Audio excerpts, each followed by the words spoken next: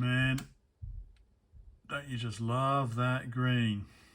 So yeah, I'm having some issues using Ben's SD loader with the joystick. So I checked on the Facebook group last night, and Ben and David kindly confirmed that yeah, it should work. So it looks like it might be an issue with my joysticks. If I can turn this around. So it looks like it might be an issue with my joysticks here. So I'm gonna have to do some experimenting to find out. So if I switch that off, plug Ben's interface out, come back to here. So it boots okay there. What did David say? So basically print, oh actually you can do, where is rub out? No, that's not rub out. I can go, that's cursor backwards. So that does have one key entry. But where's P for print? There we go. And I believe it is, what did he say? It was input. Is it input like that? 43 for joystick 1. And and then we'll just go back to 10.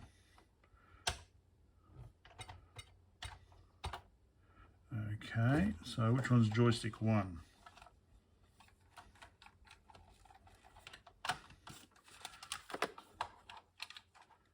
Okay, so so that's down, left fire, right fire, that's left, that's right. So basically left and down work.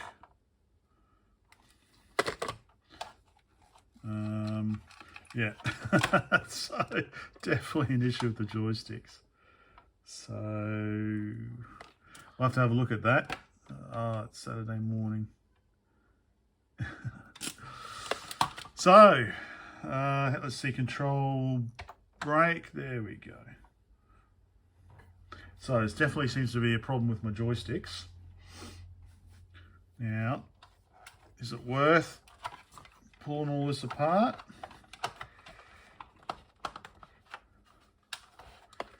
And have a look how it works. See, VTI. So is it VTEC? It is, yeah. VTL. Made in Hong Kong. Quality control passed. How come it's not working? Okay. I don't think I've got anything new on here today. Let's Ghost 3D. Oh, 3D Maze. No, let's look at the joystick, shall we? Well, let's just have a quick look at 3D Maze. C load, C save. I just want load. I'll just type it then. 3D, where is the dash? There we go. Oh, okay, enter maze size across. Oh, okay, all right, 10. Down, 10. Okay, M turn left, comma turn right. Oh yeah, move ahead. Oh, okay, that's not very logical. Oh, cool. Okay, M turn left, straight ahead, straight ahead. Oh wow, so this is kind of like a technology demonstration.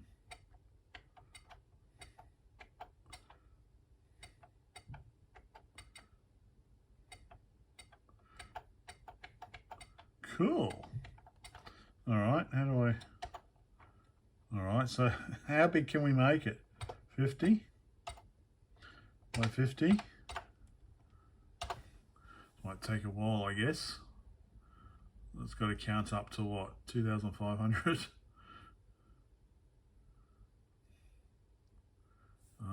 Okay, I'll come back when it's almost done. Okay, almost there. Right, 50 by 50. Oh yeah, a lot longer now. What did I say? 50 by 50.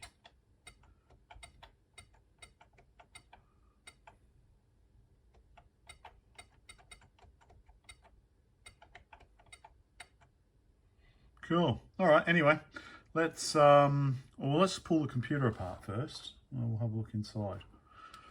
Okay, figured it out. Just need to slide it backwards to get the card edges and, well, basically the card edges out. And yeah, I'd say I'd have to desolder these two bits here because they're attached to the bottom plate. But yeah, so pull those back, and well, I probably, yeah, need to desolder those.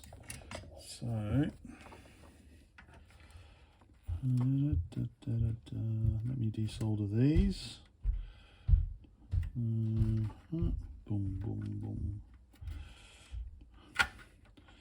Alright, this will take a little while. That shouldn't take too long. But just probably should be using a screwdriver to pull it off. So, let me do this. Okay, so that's desoldered. And, okay. Probably, oh okay, yeah, we've got speaker down the bottom there. Okay, which I've made a bit longer. What's holding this up? Maybe I need to disconnect the power switch as well.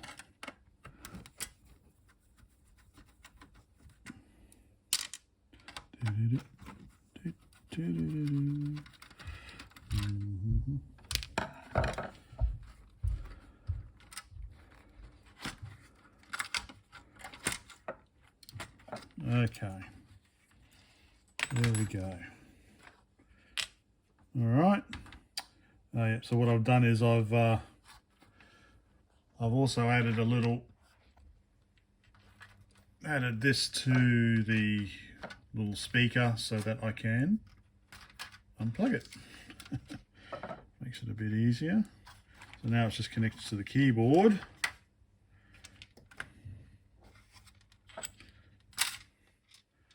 Okie dokie. Put that safely out of the way. Put that out of the way too. Oh, okay, so I've got to bloody desolder the bloody RF shield as well. How annoying.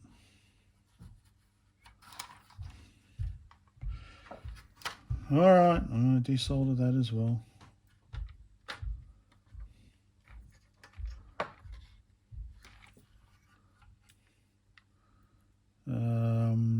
Yeah, alright, so I'm going to have to desolder the shield as well. And then we can have a look. Slowly getting there. It's not too bad actually, just got to make sure you use a big enough tip.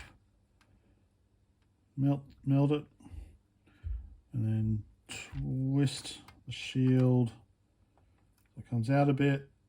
Make sure you hold it until the solder hardens again, and just work your way around. So that one's done.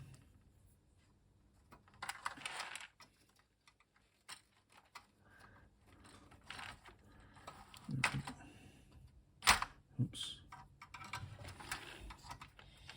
Is it worth keeping the shield on, I wonder? I don't really care about what the FCC wants. I don't care if it causes interference.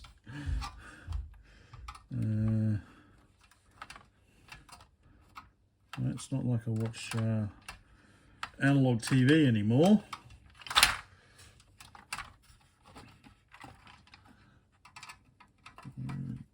Just always need 3 hands. Come on. Getting there. Anyway, I'll finish this off. And it is done. It is off. I think I might leave it off. Right, so this is the inside.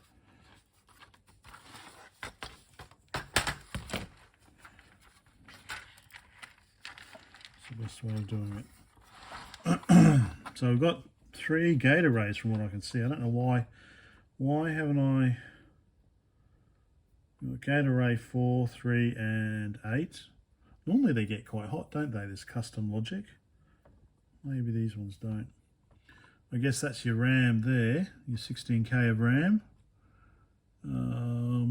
It's upside down. So 4816.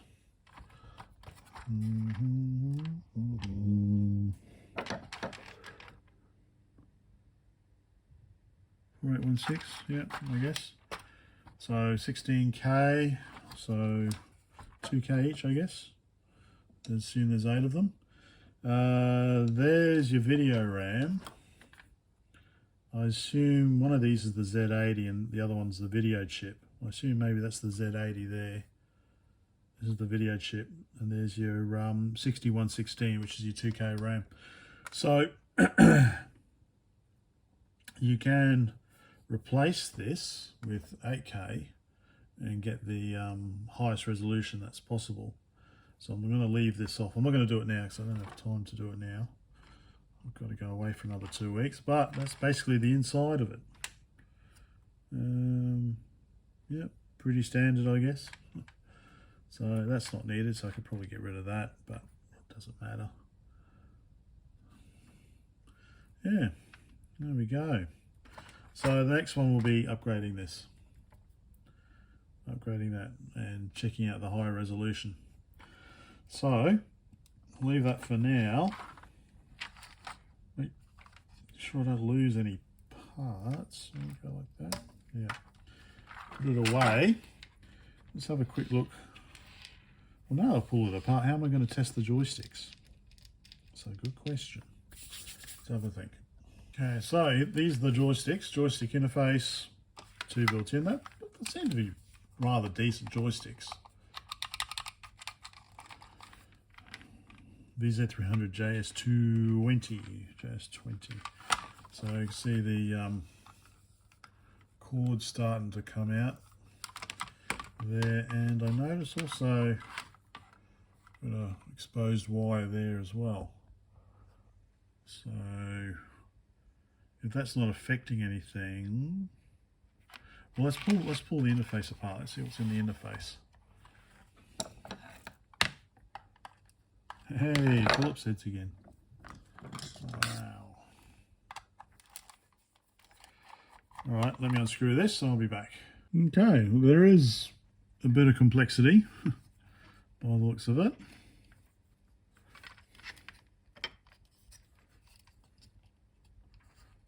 Okay.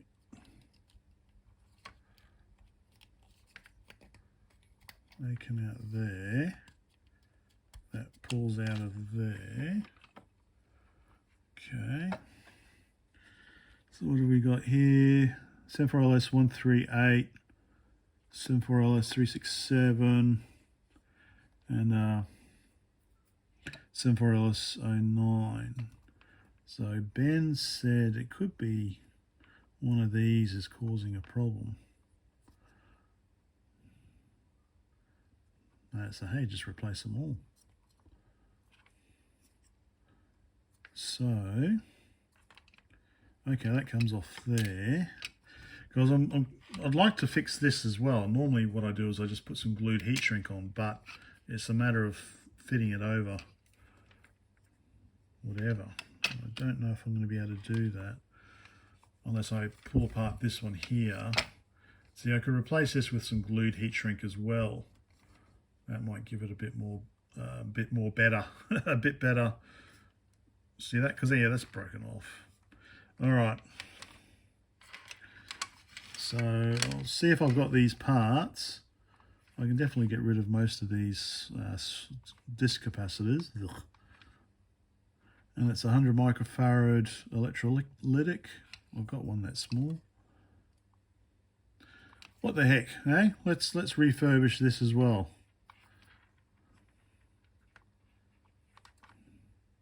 All right, we'll have a go at that. Maybe in the next part. I don't want these to be too long. So, yeah, I think the next part I'll have a look at refurbishing this. I think that'll, yeah. All right, because it just takes so long to process the 4K video. All right, well, I think that'll do for now. So we can also have a look at the 16K expansion, but there's no point in that because you get yourself one of these. Okay, yeah, so looking at this next.